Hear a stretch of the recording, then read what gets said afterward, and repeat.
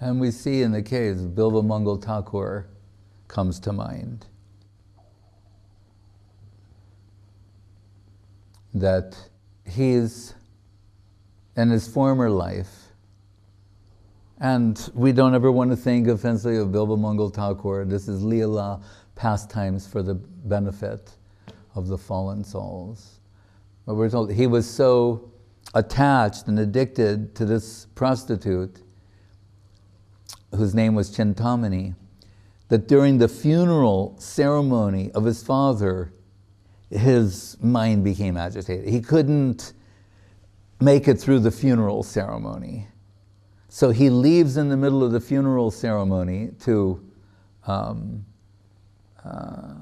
visit her. And on the way, it begins raining, like monsoon rain, and he the bridge is washed out, he comes to a river, and he jumps in the river to cross, and he's like swimming across, he almost drowns, he holds on to something to float to the other side. It turns out it's a corpse. So he's grabbing, embracing a dead body to float to the other side, gets to the other side, sees what he's done. Then he's running towards her house.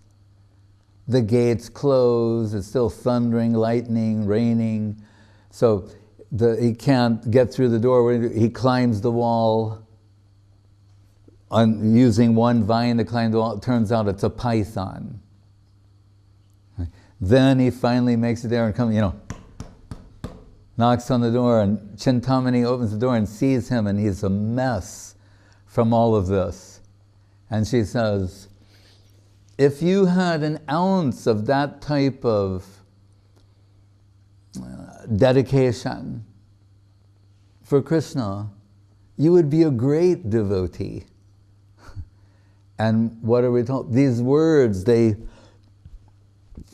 like a thunderbolt, it strikes his heart, and he has some awakening, some realization, and realizes the absurdity of the situation and his own foolishness and slavery to the senses, and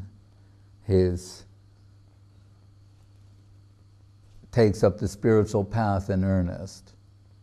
But then we're told, traveling as a mendicant, he comes to the house of a Brahmin.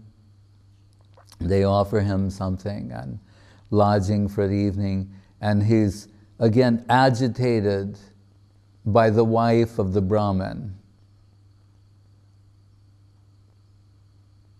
And the Brahmin is like, is there anything, before we retire, is there anything else I can offer you? He's saying, your wife. And this is Vedic culture to the extreme. And man tells his wife, prepare yourself to receive him. And she goes to the room of Bilvamangal Thakur, and he says, remove your hairpin. And she takes her hairpin, then her hair comes down, revealing her beauty. And he takes the hairpin and plucks out his eyes. And he's thinking, if my senses are only going to drag me down repeatedly, then it would be better. If my eyes, if that's the end result, then better not to have them. I mean, this is the pastime of Bilvamangal Thakur. And he's there, writing Krishna Karnamrita. Now he's, because Gurudev once said to me, he said, there was a man, he took sannyas. He gave up his sannyas. He took sannyas again. He's written a book. Do we want to read that book? He said, the book is Krishna Karnamritam. So that Bilvamangal Thakur, and that book is favorite to Mahaprabhu. When he goes on his tour, like we just read about the sannyas of Mahaprabhu, goes on his tour of South India. He comes to one place he gets Brahma Sangita, Another place he gets the Krishna Karnamritam, copies them and then shares them with his intimate devotees. Everything is there. And Krishna Karnamritam in Gangbir, his Banhi Garba, Guru Maharaj says in Premadama Stotram, and Gurudev renders it as the firebed of separation. What's going on in the Gangbira. One of his favorite things to read is Krishna Karnamritam. Gita Govinda, Jagannath Balabhanatak, Krishna Karnamritam, and Vidyapati Chandidas. Did I say Jagannath Balabhanatak? So, how is that possible? Mahaprabhu is reading this is so beautiful and encouraging. But that Bilvamangal Thakur, in his blindness, we're told one little boy used to act as his guide.